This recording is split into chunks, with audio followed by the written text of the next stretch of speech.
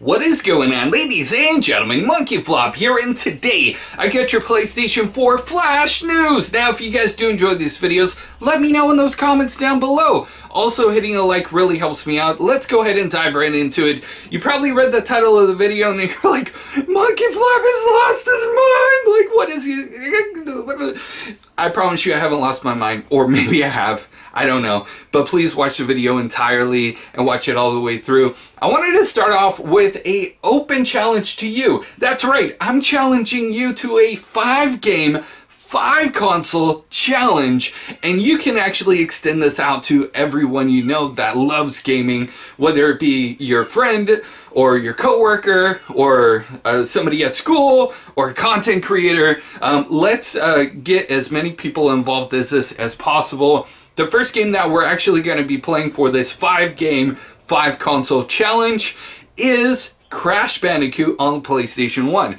Now, I realize not everybody has a PlayStation 1, but it was remastered on the PlayStation 4, so a lot of you guys will probably already own it or have access to it. So the idea with a 5-game 5-console challenge is we pick a game from one console and we start it from the very beginning and see how far we can get, and communicate with each other on social media. So if you guys are following me on social media, let me know how you're doing. Give me those stats. Let me know, like, hey, this was really hard. This boss was really making my day miserable. Or, man, I get so far. Here's my progress. This is what's going on. I think it's going to be a really fun way for us to kind of like connect in a different way than we usually do with gaming.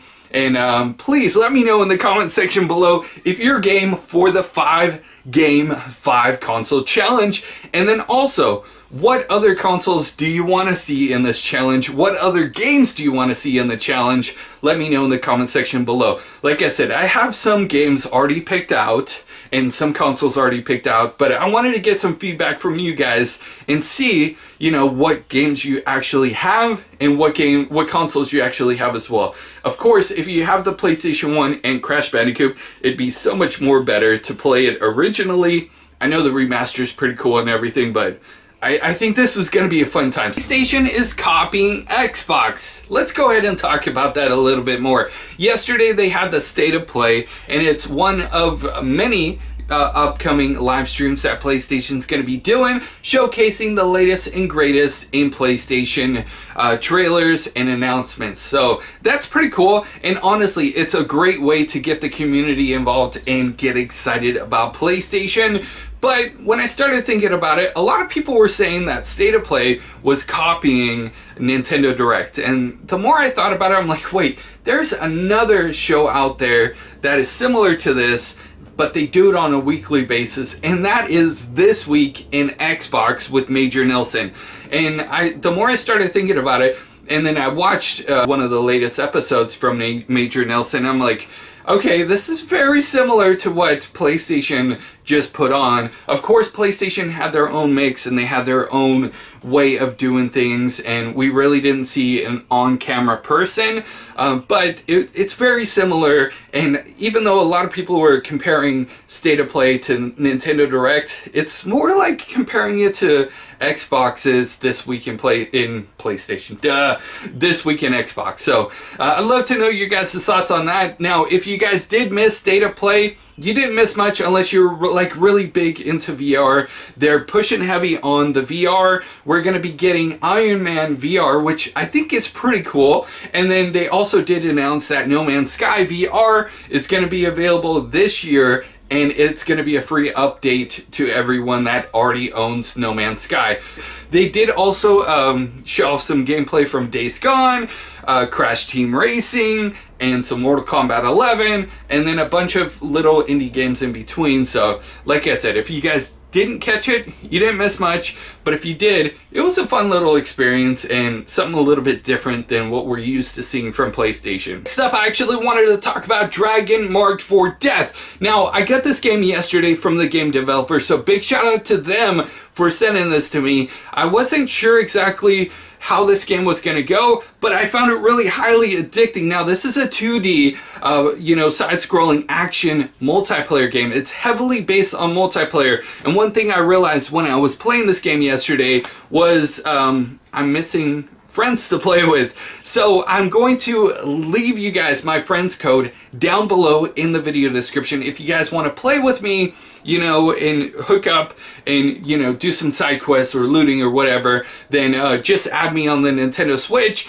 Anybody that I see playing this game and I have room available, I'll definitely send you an invite to the game. You guys can also contact me on social media. I know a lot of you guys contact me on a daily basis to add me on the PlayStation 4, but you can add me on the Nintendo Switch. I still have plenty of room, and this game's pretty awesome. It's available at Target, GameStop, Best Buy, and you can get a physical copy. How many physical copies are actually out there of video games? So that's pretty cool. And the game goes for $49.99, but there's a lot involved with it. And there's 4 different characters you can play as, and 4 different characters that you can rank up as. You guys are seeing all the characters right there.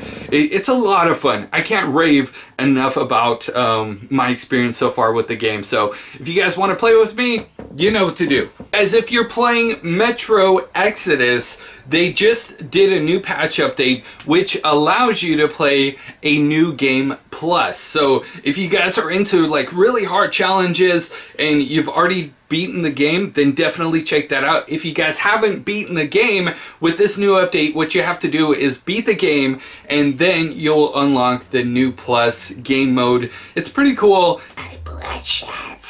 That was a failed attempt at Gollum. No.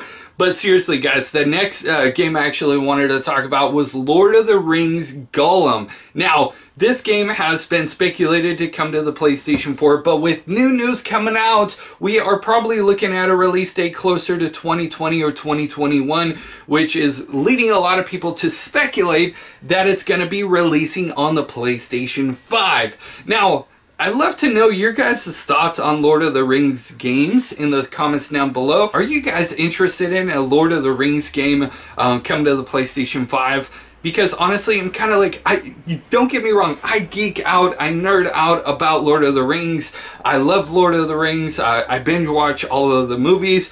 I have the books back here, if you guys can see. I actually have the books right there, all of the Lord of the Rings books. So I definitely love Lord of the Rings and I nerd out about it, but I don't know if I'm on board completely with Lord of the Rings game.